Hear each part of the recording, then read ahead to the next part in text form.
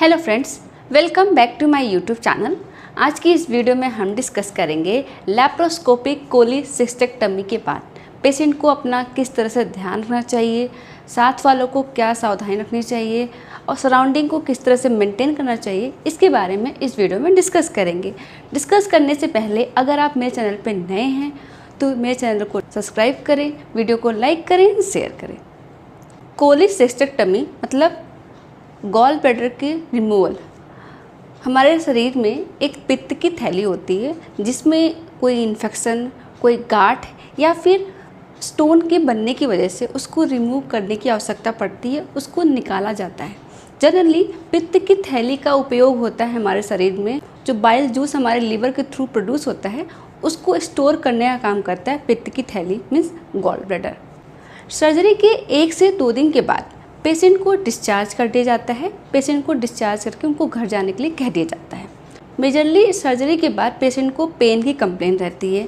ये पेन की complain patient को एब्डोमेन पेन और शोल्डर पेन, कंधे में और पेट में दर्द, 2 जगह दर्द पेशेंट ज़्यादातर बताते हैं।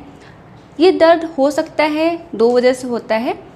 पेट में कुछ स्टिच लगी होती हैं, 3 से 4 जगह इंस्ट्रूमेंट डाल के ये सर्जरी की जाती है, लैप्रोस्कोपिक दूरबीन विधि से की जाती है। तो जहाँ पे स्टिच लगी होती है, जहाँ पे टाँके लगाए गए हैं, उस एरिया में दर्द, और सर्जरी के दौरान एक गैस को इंटर किया जाता है। गैस के थ्रू पेट को थोड़ा सा फुला के फिर सर्जरी की जाती है। तो उस दौरान उस गैस की वजह से पेशेंट में शोल्डर पेन होता है। ये दोनों ही पेन कॉमन है और दोनों ही पेन एक्सपेक्टेड है, पेशेंट में दिखाई देते हैं। हर पेशेंट का ये कंप्लेन रहता है पेन का। ये पेन धीरे धीरे टाइम के साथ साथ कम हो जाता है। मैक्सिमम पेशेंट में देखा जाता है 4 से 6 वीक में ये पेन ठीक हो जाता है। डिस्चार्ज के टाइम पे आपको जो पेन किलर दी जाती है वो पेन किलर आपको इस पेन को ठीक करने के लिए सफिशिएंट मेडिसिन होता है। अगर आपका पेन धीरे धीरे कम नहीं होके बढ़ते जा रहा है, दिन प्रतिदिन ये दर्द बढ़ते जा रहा है, तो आपको अपने डॉक्टर से संपर्क करना है और उन्हें बताना है कि आपका दर्द बढ़ते जा रहा है। जनरली पेशेंट में धीरे धीरे ये पेन कम हो जाता है और 4 से 6 हफ्ते में वो बिल्कुल पेन फ्री हो जाते हैं पेशेंट। अगला कंप्लेन होता है पेशेंट का सोर थ्रोट, गले में खराश या फिर गले में सूजन जैसी समस्या। सर्जरी के दौरान पेशेंट के गले में ट्यूब डाली जाती है जिसको ईटी ट्यूब कहते हैं, एंडोट्रैकियल ट्यूब। इस ट्यूब के थ्रू पेशेंट को बेहोश करके कुछ दवाइयाँ दी जाती हैं।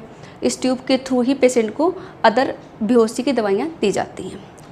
तो इस ट्यूब के थ्रू सराउंडिंग में जितनी टिश्यू हैं हमारे गले में, जितने मसल्स हैं, वो इन्फ्लैम हो जाती है, वो थोड़ी स्वेल हो जाती हैं, क्योंकि ये ट्यूब हमारे गले में 3 से 4 घंटे तक पड़ा रहता है। इसलिए ये ट्यूब जैसे ही निकल जाता है, टाइम के साथ ये गले में सूजन, सोर थ्रोट ठीक हो जाता है।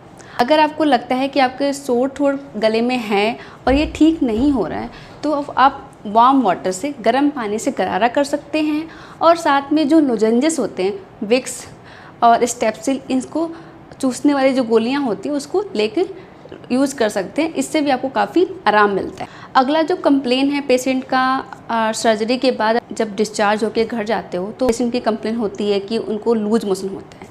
तो शुरू के 2-4 दिन हो सकता है पेशेंट में लूज मोशन हो, क्योंकि सडनली उनके बॉडी से एक ऑर्गन रिमूव कर दिया गया है। तो इस वजह से बॉडी का डाइजेस्टिव सिस्टम डिसबैलेंस होता है, इसलिए पेशेंट में हो सकता है लूज मोशन की शिकायत हो। हालांकि ये सब में नहीं होता, कुछ ही लोगों में दिखाई देता है। तो धीरे धीरे जब बॉडी इसको एक्सेप्ट कर लेगी तो ये नॉर्मल हो जाता है।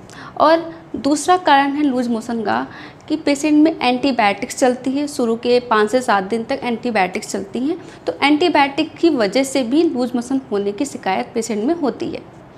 जैसे ही एंटीबायोटिक बंद हो जाएंगी, लूज मोशन की शिकायत कम हो जाती है, बंद हो जाती है। कई पेशेंट में देखने को मिलता है कि उनकी इंसिजन साइड पे, टाँके वाले एरिया पे, पेट में जो टाँके लगाए गए हैं वहाँ से कुछ बुजिंग आ रही है या फिर रेडनेस है या फिर स्वेलिंग है, इस तरह की समस्याएं इंसिजन वाले एरिया में, टाँके वाले एरिया में दिखाई देता है। तो ये बिल्कुल नॉर्मल है। किसी किसी पेशेंट में रेडनेस भी होता है, हो सकता है ये बैंडेज की वजह से हो। बैंडेज में जो टेप होता है वो अडेसिवनेस की वजह से, किसी किसी पेशेंट में एलर्जी की वजह से भी ऐसा प्रॉब्लम देखने को मिलता है। तो जैसे ये वुंड ठीक हो जाएगा, टेप को निकाल दिया जाएगा और आपका ये कॉम्प्लिकेशन धीरे धीरे ठीक हो जाता है। ये एक्सपेक्टेड है कि आपको जैसे ही वुंड हील होने लगेगा तो आपको ईचिंग फील होगा। ईचिंग आपको नहीं करना है, लेकिन ईचिंग फील होता है, होने का ये साइन है कि आपका वुंड अच्छे से हील हो रहा है। नेक्स्ट, पेशेंट का जो क्वेश्चन रहता है कि हम अपनी डेली एक्टिविटी कब रिज्यूम कर सकते हैं, डेली एक्टिविटी कब से स्टार्ट कर सकते हैं। जैसे ही आपको सर्जरी के बाद कंफर्टेबल फील होने लगे, आप कंफर्टेबल फील कर रहे हैं, तो अपनी डेली एक्टिविटी आपको स्टार्ट कर सकते हो। मैक्सिमम पेशेंट में देखा जाता है कि 5 to 7 डे में पेशेंट अच्छे से रिकवर हो जाते हैं और वो अपनी डेली एक्टिविटी थोड़ी बहुत कर सकते हैं। ऐसे पेशेंट जो जिम ज्वाइन करना चाहते हैं या फिर सर्जरी के पहले वो जिम कर रहे थे, तो उनको एटलीस्ट 4 to 6 वीक का वेट करने के बाद ही जिम ज्वाइन करना है। ऐसे विग्रस हैवी एक्सरसाइज नहीं करनी है। अगर वो वेट लिफ्टिंग करते हैं तो वेट लिफ्टिंग बिल्कुल माइल्ड होना चाहिए स्टार्टिंग पीरियड में। अगर आप माइल्ड कर ले रहे हो, माइल्ड करने में कोई दिक्कत नहीं हो रही है, तो धीरे धीरे अपने स्टैमिना को बढ़ाइए। धीरे धीरे स्टैमिना को बढ़ाते हुए अपना वेट लिफ्टिंग करना है।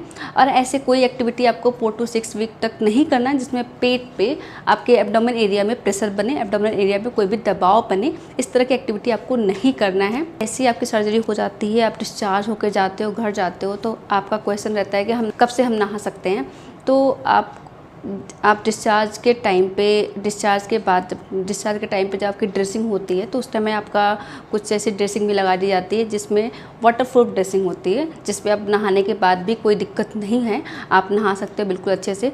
और डिस्चार्ज के टाइम पे अपने हेल्थ केयर प्रोफेशनल से, अपने डॉक्टर से पूछना है कि आपको कब नहाना है। वैसे आप डिस्चार्ज के दूसरे दिन से नहाना शुरू कर सकते हैं, कोई दिक्कत नहीं है। अगर वाटरप्रूफ ड्रेसिंग नहीं भी लगी है तो आपको जो ड्रेसिंग लगी हुई है उसको हटा देना है, उसको गीली पट्टी को नहीं रखना है। अगर आप गीली पट्टी रखते हो तो इन्फेक्शन के सोर्सेस हो सकते हैं। 2 तरह के सूचर लगाए जाते हैं। एक होता है एब्जॉर्ब होने वाले, जो कि अपने आप गल जाते हैं, बॉडी में अपने आप गल जाते हैं। जैसे आप उसको 15 से 20 दिन बाद देखेंगे तो सूचर दिखाई नहीं देंगे, अपने आप वो गल जाते हैं हमारे बॉडी में। दूसरे होते हैं नॉन एब्जॉर्बल, जो कि सिल्क होता है, नायलॉन होता है। ये ऐसे सूचर होते हैं जिनको एक टाइम बाद 7 से 10 दिन के बाद उसको कट करके निकालने की ज़रूरत होती है। जैसे ही हमारा स्किन आपस में जुड़ जाते हैं, उसको निकाल दिया जाता है और उसको रिमूव कर दिया जाता है। तो अगर एब्जॉर्बर सूचर है तो अच्छा है, आपको सूचर रिमूव कराने की नीड नहीं है। अगर नॉन एब्जॉर्बर सूचर लगी हुई है तो उसको आपको 7 से 10 दिन के अंदर, जब भी आपको बुलाया जा रहा हो उस टाइम पे जाके सूचर रिमूव कराना होता है। तब तक आपको घर पे ही डेली बाथिंग करना है और वुंड को ड्राई और क्लीन रखना है। और हो सके तो अगर आपको ड्रेसिंग के लिए कहा गया तो ड्रेसिंग करते रहना है। और स्टिच वाले एरिया पे आप हैंसाप्लास्ट बैंडेज लगा सकते हैं जो वाटरप्रूफ होता है। नेक्स्ट डे आप रिमूव करके दूसरा चेंज भी कर सकते हैं। सर्जरी के बाद फूड कैसे लेना है? सर्जरी के बाद पेशेंट को शुरू के 10 से 15 दिन तक बोला जाता है कि आप हाइजेनिक फूड लें, homemade food, hygienic, non spicy, non oily, ये सारे फूड आपको लेना है। ज़्यादा ऑयल, स्पाइस, ये सारी चीज़ें ना हो, इस तरह की फूड लीजिए। सर्जरी होने के बाद आप लॉन्ग टर्म में जो आपको फॉलो करना है, लंबे टाइम तक, अपने लाइफ टाइम जो फॉलो करना है, क्योंकि बॉडी से गॉल ब्लैडर निकल चुका है। जहाँ पे बाइल जूस इकट्ठा होता था, बाइल जूस जहाँ आके इकट्ठा होता था, वो एरिया हम रिमूव कर दिया गया हमारे बॉडी से, वो एरिया हमारे बॉडी से निकाल दिया गया है। इसलिए अब हमारे बॉडी में बाइल जूस इकट्ठा नहीं होगा। जैसे ही फॉर्म होगा वो हमारे डुओडेनम में, हमारे बॉडी में रिलीज़ कर दिया जाएगा। इसलिए अगर हम एक बार में फूड ले लेते हैं तो हो सकता है वो डाइजेशन होने में दिक्कत करे। इसलिए कहा जाता है कि ऐसे पेशेंट जिनकी गॉल ब्लैडर की सर्जरी हुई है, गॉल ब्लैडर बॉडी से निकाल दिया गया है, उनको फ्रिक्वेंट मील लेना होता है। छोटे छोटे पोर्शन में बार बार खाना है, हैवी मील नहीं लेना है, बार बार छोटे छोटे पोर्शन में खाना है, थोड़ा थोड़ा खाना, बार बार उनको खाना है, जिससे उनका बॉडी में जो रिक्वायरमेंट है वो पूरी हो सके, जो आप फूड खा रहे हो वो एब्जॉर्ब हो सके और डाइजेस्ट हो सके, डाइजेशन हो सके और एब्जॉर्प्शन अच्छे से हो सके। इसलिए उनको स्मॉल एंड फ्रिक्वेंट मील लेना होता है। ऐसे पेशेंट जिनकी गॉल ब्लैडर की सर्जरी हो गई है, उन्हें लो फैट डाइट, जितनी फैटी फूड्स होते हैं, फ्राइड फूड है, उसको अवॉइड करना है, उसको नहीं लेना है। अपने फूड मटेरियल से उसको हटा देना है या फिर अवॉइड करना है, कम कर देना है। आपको हाई फाइबर हाई प्रोटीन ये सारी डाइट लेनी होती है, जिसमें आपका सैलेड होगा, फाइबर ज़्यादा होंगे, फ्रूट्स होंगे, वेजिटेबल्स होंगे, ये सारी चीज़ें आपको अपने फूड में एंटर करना है, अपने खाने में शामिल करना है। एक बहुत ही इंपॉर्टेंट पॉइंट है, सर्जरी के बाद बहुत सारे लोग इस चीज़ को मिस कर देते हैं कि पेशेंट को अपना हाइड्रेशन लेवल मेंटेन करना होता है।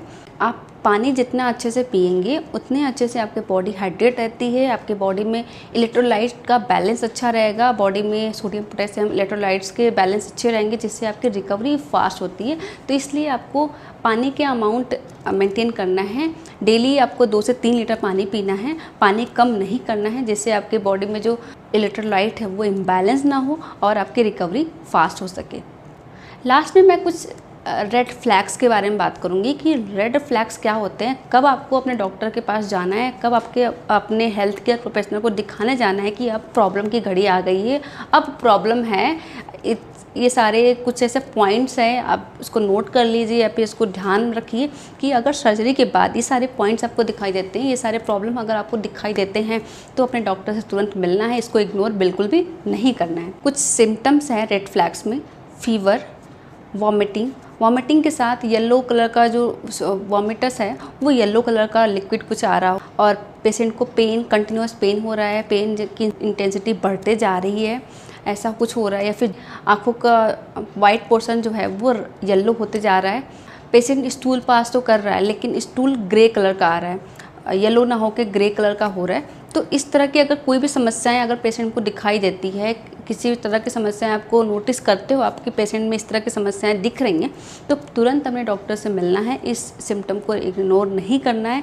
ये आपके गॉल ब्लैडर रिमूवल के कॉम्प्लिकेशन है, इसलिए आपको एज सुन एज पॉसिबल अपने डॉक्टर्स को दिखाने के लिए जाना है। लैप्रोस्कोपिक कोरियलिथियासिस के बाद पेशेंट को अपना किस तरह से ध्यान रखना है, लॉन्ग टर्म में किस तरह से ध्यान रखना है, कितने टाइम बाद पेशेंट रिकवर हो जाता है, इस सब के बारे में मैंने इस वीडियो में डिस्कस किया है। आई होप ये वीडियो आपको अच्छा लगा होगा, आपके लिए लाभकारी होगा। ऐसी और जानकारी के लिए मेरे चैनल को सब्सक्राइब करें। Okay, thank you.